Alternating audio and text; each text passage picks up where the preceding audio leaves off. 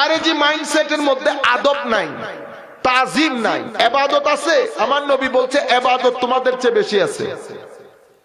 মুসলিম সমাজ এই জায়গার মধ্যে কনফিউজড হয়ে যায়। আমার নবী বলছেন নামাজের ক্ষেত্রে, রোজার ক্ষেত্রে, আমলের ক্ষেত্রে, তিলাওয়াতে কোরআনের ক্ষেত্রে অনেক বেশি বেশি এক্সট্রিম হবে, কিন্তু ঈমান থেকে বের হয়ে যাবে, দিন থেকে বের হয়ে যাবে। কেন? বেয়াদবির কারণে। সুলতান হিন্দ কেউ বেয়াদবি করে নাই, আমাদের লোকজন এই তাফসীরুল কোরআন মাহফিলের নাম দিয়ে মাহফিল করে বেয়াদবি করে। বাংলাদেশে গত 40 থেকে 50 বছর ধরে তাফসীরুল কোরআনের নাম দিয়ে আমরা বাংলার মানুষের কাছে শুধু খারেজিয়ত এবং বাংলার মানুষের কাছে শুধু উগ্রবাদ প্রচার করেছি। আমরা জানি কোরআনকে ওযু ছাড়া ধরা নিষেধ, এটা আমাদের মাযহাব, কিন্তু আপনি তাফসীরের নাম দিয়ে মানুষকে শিখাইতেছেন এটা জায়েজ। আপনি তাফসীরের নাম দিয়ে যখন বলবেন কিয়ামতের ময়দানে আমার নবীও জানেন না আমার নবীর কি হবে, তো এটা কোন জায়গায় আসছে? কোন কোরআনের তাফসীরের মধ্যে এসেছে? আমাদের বাংলাদেশের মাদ্রাসার মধ্যে কামিল ক্লাসের মধ্যে তাফসীর পড়ানোর লোক নাই, আপনি আন্তর্জাতিক কখন হয়ে গেলেন? আমেরিকা ইংল্যান্ডের মধ্যে টাকা পয়সা ঘর বাড়ি সবকিছু আছে, কিন্তু মানসিক শান্তি নাই। মা বাবার ওয়াজ পড়ে, আগে মা বাবাকে বুঝতে হবে সন্তানের প্রতি তার দায়িত্ব কি। আমি আপনাদেরকে যেটা বলতে চাচ্ছি, একদিকে অনেক উন্নতি, একদিকে অবনতি, অনেক অবনতি। কি কি অবনতি হয়েছে আপনারা জানেন? আপনারা সবাই জানেন সেটা। আমরা আগে মুরব্বীদেরকে অনেক সম্মান করতাম, সেটা এখন আর করি না। নাম্বার 1, আমরা আগে সমাজের মধ্যে পারস্পরিকভাবে একজনের সাথে আরেকজনের অনেক দারুণ একটা সম্পর্ক ছিল, সেটা কিছু সমাজের মধ্যে একেবারে খতম, আর কিছু জায়গার মধ্যে মরতে মরতে বেঁচে আছে। আপনারা আমাদের সাথে একমত? একটু আওয়াজ করতে হবে। 2, 3 নাম্বার হচ্ছে আমাদের যে আত্মীয়তার বন্ধন, সেই আত্মীয়তার বন্ধন আগের চেয়ে অনেকাংশে এখন নড়ে বড়ে হয়ে গেছে। ঘরগুলা অনেক পাকা, টাইলস, রাস্তাঘাট, টাকা পয়সা সব দিক দিয়ে আমরা উপরে গেছি, কিন্তু এই জায়গাগুলোর মধ্যে অনেক নিচে চলে এসেছি। আর একটা মৌলিক জিনিস যেটা হারিয়ে ফেলেছি, সেটা হচ্ছে পাড়া প্রতিবেশীর প্রতি, পাড়া প্রতিবেশীদেরকে সহযোগিতা করা। এই বিষয়গুলো আমাদের এগুলাকে বলে ভ্যালিউস, নৈতিকতা, সেটা আমাদের এখান থেকে একেবারে হারিয়ে যাচ্ছে। হায়া, লাজ, লজ্জা, শরম, এটা একেবারে নাই হয়ে যাচ্ছে। তাইলে কিছু জিনিস একেবারে নিচের দিকে চলে যাচ্ছে, কিছু জিনিস উপরের দিকে যাচ্ছে। এগুলা যে নিচের দিকে যাচ্ছে, এগুলো আমাদের জন্য কতটুকুন ক্ষতিকর। এই যে কিছু জিনিসের মধ্যে যখন অবনতি হয়েছে, তো এটা আমাদের সোসাইটিকে এফেক্ট কিভাবে করে, আমরা ঠিক কোন জায়গার মধ্যে ক্ষতির সম্মুখীন হয়ে যাচ্ছি যখন এই জিনিসগুলা ড্রপ ডাউন করে সমাজের মধ্যে। মনে রাখবেন, যখন এই জিনিসগুলা পড়ে যায়, তখন আপনার শারীরিকভাবে আপনি সুস্থ থাকবেন, কিন্তু আপনার মানসিক স্বাস্থ্য আপনি সুস্থ রাখতে পারবেন না। আপনার মানসিক স্বাস্থ্য কখনো সুস্থ হবে না। আমরা মনে করেছি আমরা শুধুমাত্র টাকা পয়সা, লেখাপড়া, শুধু এই জিনিসগুলা করেই আমরা মানসিকভাবে সুস্থ থাকতে পারবো। মনে রাখবেন, মানসিকভাবে সুস্থতার জন্য কিছু এক্সট্রা জিনিসের প্রয়োজন হয়।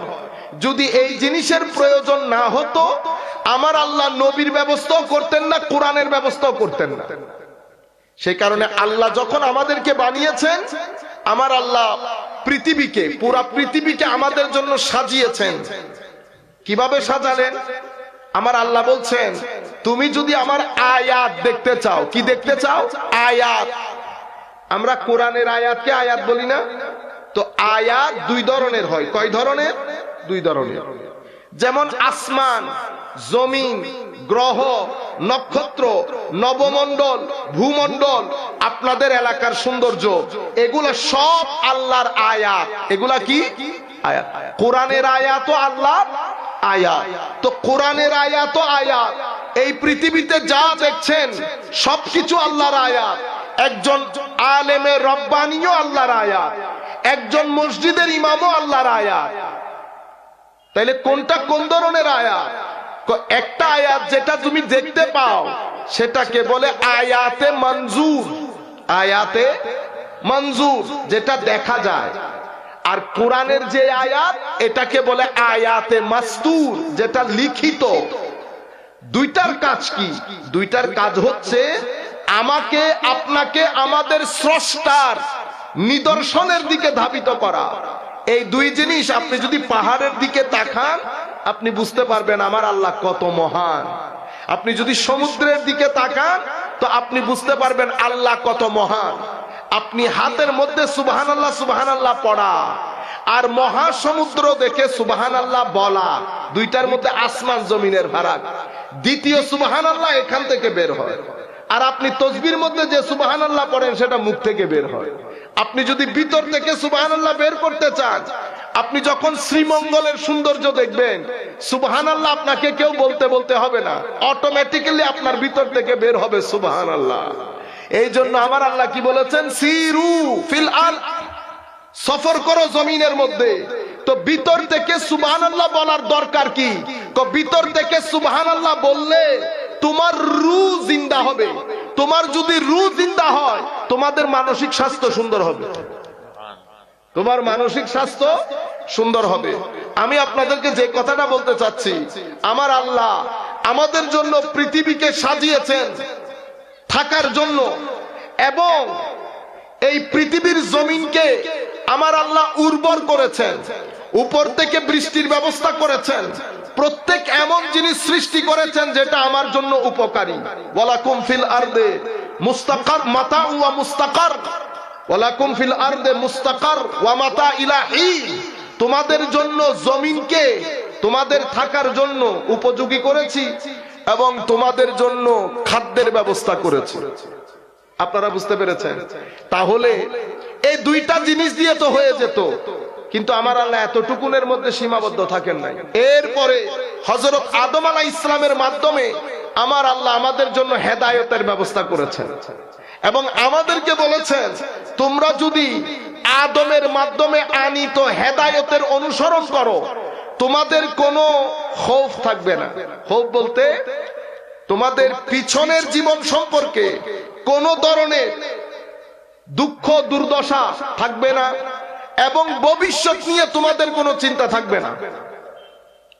সম্মানিত উপস্থিতি, এই যে আল্লাহ বললেন লা খাউফুন আলাইহিম ওয়ালা হুম ইয়াহজানুন, পিছনের দিক নিয়ে কোনো দুঃখ দুর্দশা থাকবে না, সামনের জগৎ নিয়ে তোমাদের কোনো চিন্তা থাকবে না, তোমরা খুব সুখের সাথে শান্তির সাথে জীবন যাপন করতে পারবে। আমার আল্লাহ জমিনের মধ্যে আপনি দেখবেন আমাদের কারো কারো টাকা পয়সা বেশি, আমার যা প্রয়োজন তার চেয়ে অনেক বেশি, আবার কেউ এমন আছেন যার কাছে যা প্রয়োজন তার চেয়ে অনেক কম। আমার আল্লাহ কি করতে চান তিনি নিজেই বলছেন, আওয়ালাম ইয়ারাউ আন্নাল্লাহা ইয়াবসুতুর রিজকা লিমান ইয়াশাউ ওয়া ইয়াকদির ইন্না ফি যালিকা লাআয়াতিল লিকাউমিন ইউমিনুন। আমার আল্লাহ বলছেন, হে পৃথিবীর মানুষ, আওয়ালাম ইয়ারাউ, তোমরা দেখো ডানে বামে সামনে পেছনে, তোমরা তোমাদের সমাজের মধ্যে যদি চোখ দাও তো তোমরা দেখবা আল্লাহ ইয়াবসুতুর রিজকা লিমান ইয়াশা ওয়া ইয়াকদির। তোমাদের সমাজের মধ্যে আল্লাহ রাব্বুল আলামিন এখানে কাউকে বেশি দিয়েছেন, কাউকে কম দিয়েছেন। আমাদেরকে বলেছেন যাদেরকে কম দেওয়া হয়েছে আমরা যেন আমাদের হিস্সা থেকে তাদের সাথে শেয়ার করি। আমাদের বর্তমান এই পরিস্থিতিতে আপনি দেখেন আমাদের মেডিকেল সায়েন্স অনেক ডেভেলপ করেছে না, আমাদের হার্ট সার্জারি হচ্ছে, 2 দিন 3 দিনের মধ্যে হার্ট সার্জারির লোক নিয়ে চলে আসতেছে। কিন্তু একটা জায়গায় খাদ্য দেওয়া বন্ধ করে দিয়েছে। সেই জায়গায় খাদ্য দেওয়া বন্ধ করে দেওয়ার কারণে আমাদের সমাজের মধ্যে এই যে আমাদের ছেলেরা রাস্তাঘাটে মারামারি করে, আপনারা বলেন না কিশোর গ্যাং, এক আমাদের এখানে ড্রাগ ডিলিং, মদ জুয়া এগুলা বেড়ে যাচ্ছে দিনের দিন।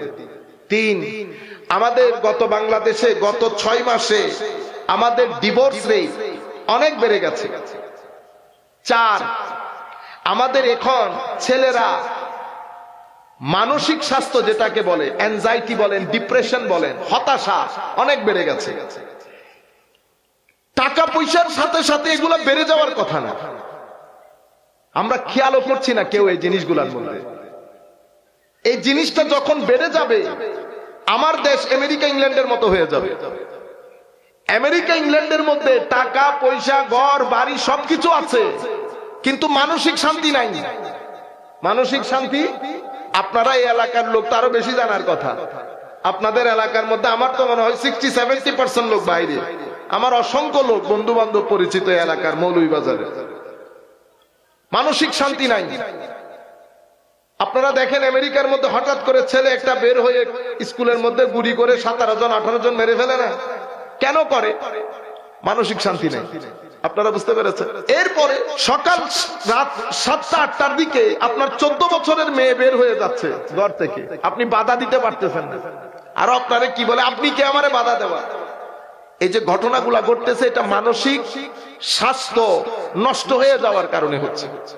সেটার দিকে এখন আমরাও দিচ্ছি।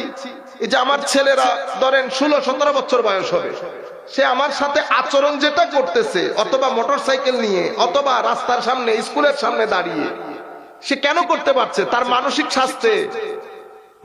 স্বাস্থ্য সুস্থ না।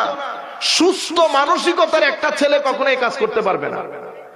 আমরা যখন ঘর থেকে বেরিয়ে বাজার পর্যন্ত যাই, 3 জায়গায় মারামারি হয় আমাদের, ঠিক না? কেউ একটা কিছু বললেই আমরা রেগে যাচ্ছি। ঘরের মধ্যে একই অবস্থা। এখানে ধৈর্য বলতে কোনো কথা নাই। মানুষ ধৈর্য ধারণ করতে পারে না কখন? যখন মানসিক স্বাস্থ্য অসুস্থ হয়। মানসিক স্বাস্থ্য অসুস্থ হয় তখন আপনার মাইন্ডসেট, আপনার ভিতরে অবস্থা, আপনি সুস্থ না। সুস্থ না হওয়ার কারণে, আমি যদি সুস্থ না হই, আমি যদি আমার ছেলেকে বলি বেটা ভালো আচরণ করবে, ভদ্র হবে, মানুষকে সালাম দেবে, সে কখনো দিবে না। কারণ এই বিষয়গুলো মুখে মুখে হয় না। এই বিষয়গুলো যদি মুখে মুখে হইতো, তো যিনি তকরির করতে আসতেছেন বাংলাদেশে যে হারে মাহফিল হয়, এখানে সব বুজুর্গানের দিন হয়ে যেত। বুঝতে পেরেছেন? এগুলা কিভাবে হয়? এটা ভিতরে থাকে। আমি যেখানে যাব, অটোমেটিক্যালি এখান থেকে বের হয়ে আপনার সিনায় গিয়ে লাগবে। আপনার সিনায় গিয়ে আমি তা আপনাকে দিতে পারবো। আমি যা না তা মুখে বলে আপনার ভিতরে ট্রান্সফার করতে পারবো না। আপনারা বুঝতে পেরেছেন? সুতরাং আমার মা বাবা, আমরা শুধু বলি, ছেলেরাও বলে, আমাদের মা বাবারাও বলেন, হুজুর ছেলেদেরকে বলেন মা বাবার ইজ্জত কি সেটা একটু, যেখানে যাইতেছি মা বাবার ওয়াজের উপর, মা বাবার ইজ্জতের উপর একটু ওয়াজ করেন। মা বাবার ওয়াজ পরে আগে মা বাবাকে বুঝতে হবে সন্তানের প্রতি তার দায়িত্ব কি। আমার আল্লাহ কিন্তু আগে মা বাবাকে দায়িত্ব শিখাইছেন। ইয়া আইয়ুহাল্লাযীনা আমানু কু আনফুসাকুম ওয়া আহলিকুম নারা, হে মুমিনগণ, তোমরা নিজেরা আগে নিজেদেরকে বাঁচাও, অতঃপর তোমাদের সন্তানদেরকে জাহান্নামের আগুন থেকে বাঁচাও। মুফাসসির ইমাম সুফিয়ান সাউরী রাদিয়াল্লাহু তাআলা আনহু সহ মুফাসসিরিনে কেরাম তাফসীর করছেন, কিভাবে বাঁচাবে? আদিবুহুম ওয়া আল্লিমুহুম, তাদেরকে দ্বীন শিখাও, তাদেরকে চরিত্র শিখাও, তাদেরকে নীতি নৈতিকতা শিখাও।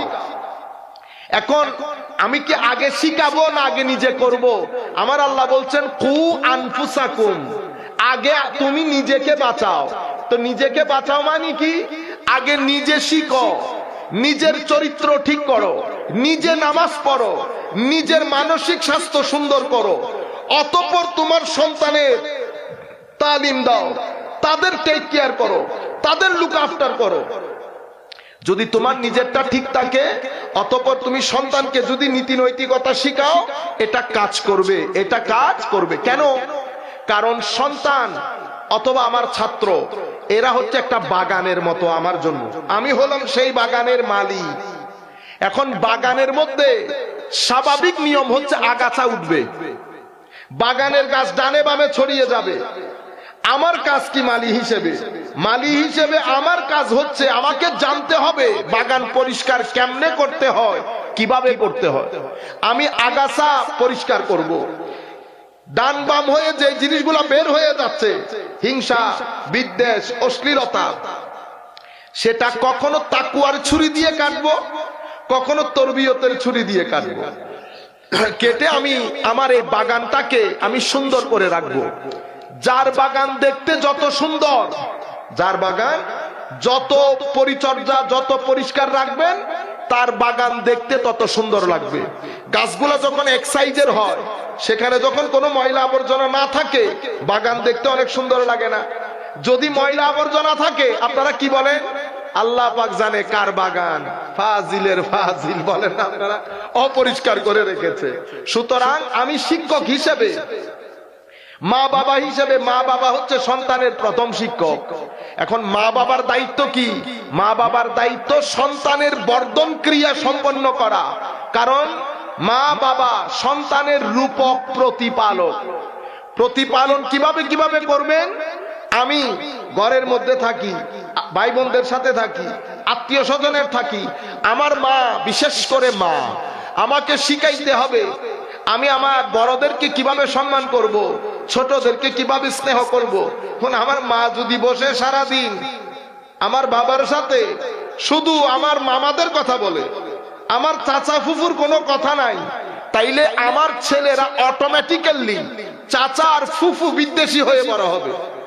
চাচা আর ফুফু বিদ্বেষী হয়ে বড় হবে। আমার ছেলে যখন দেখবে আমার মা বাবা মারামারি করে, গালাগালি করে, তুই তুকারি করে, আমার ছেলে সন্তানের স্বাস্থ্য কখনো সুন্দর হবে না। তারা কোন একটা পর্যায়ে গিয়ে বক্র হয়ে যাবে, গাছ যেমন বাঁকা হয়ে যায়। তাইলে আমার মা বাবা, কারণ আমি কোন আকীদা, আমার ঈমান, এগুলা সবকিছু প্রাইমারিলি ডিপেন্ড করে আমার মা বাবার উপর।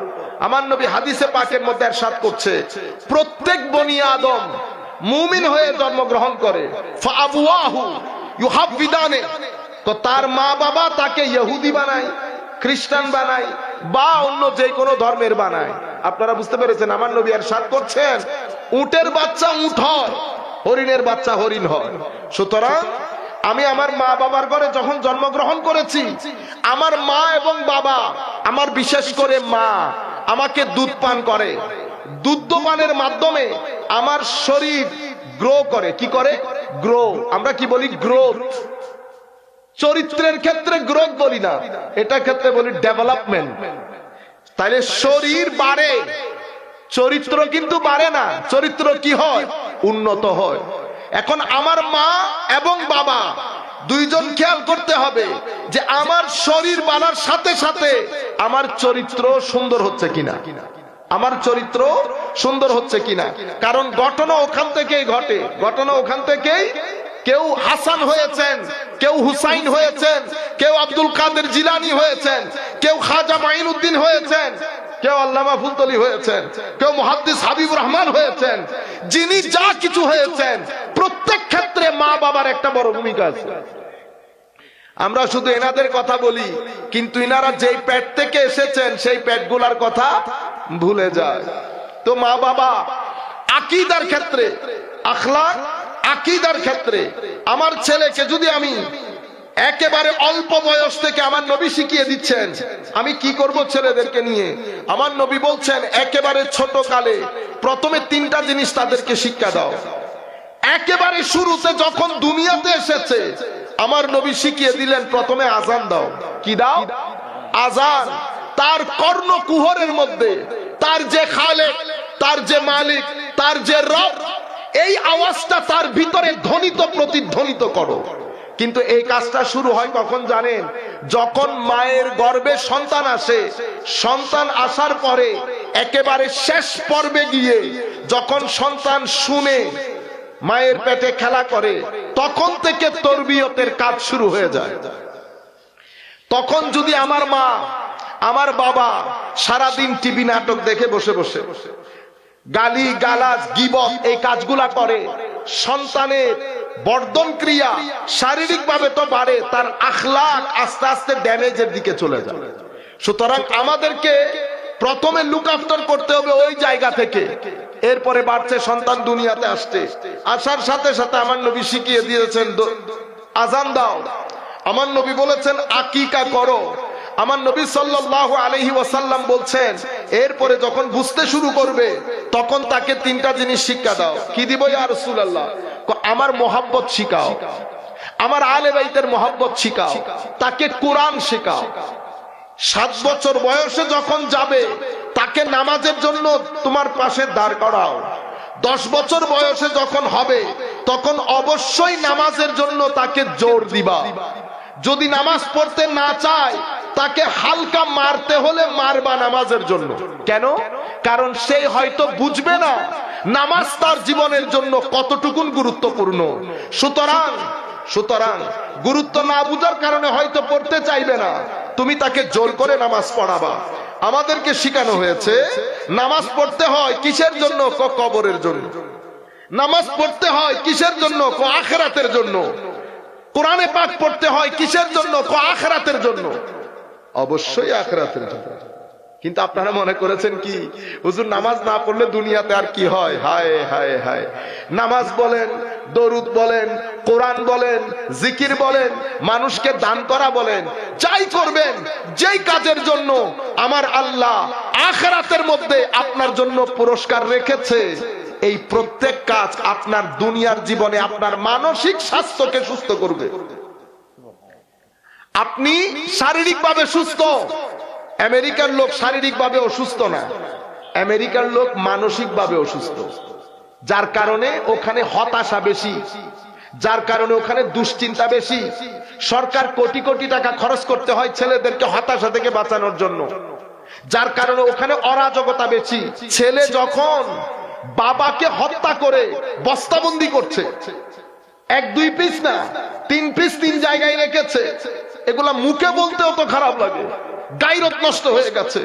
তাহলে আপনি এই 2-3টা ক্রাইম দিয়ে আপনি বুঝতে পারবেন আমাদের মানসিক স্বাস্থ্য কি পরিমাণ ড্যামেজ হয়ে যাচ্ছে। যখন কারো মানসিক স্বাস্থ্য সুন্দর থাকে, ওই ব্যক্তির মাধ্যমে যদি ক্রাইম সংগঠিত হয় সেই ক্রাইমের মধ্যে ভদ্রতা থাকবে, সেই ক্রাইমের মধ্যে ভদ্রতা থাকবে। কিন্তু যখন মানসিক স্বাস্থ্য নষ্ট হয়ে যায় তখন ক্রাইম গুলা একেবারে বর্বর হবে, চতুষ্পদ জন্তুর চেয়েও নিকৃষ্টতম। যেভাবে নেকড়ে একটা জিন্দা হরিণকে টেনে টুনে চামড়া ছিঁড়ে ফেলে, আপনি নেকড়ের চেয়েও খতরনাক হয়ে যাবে।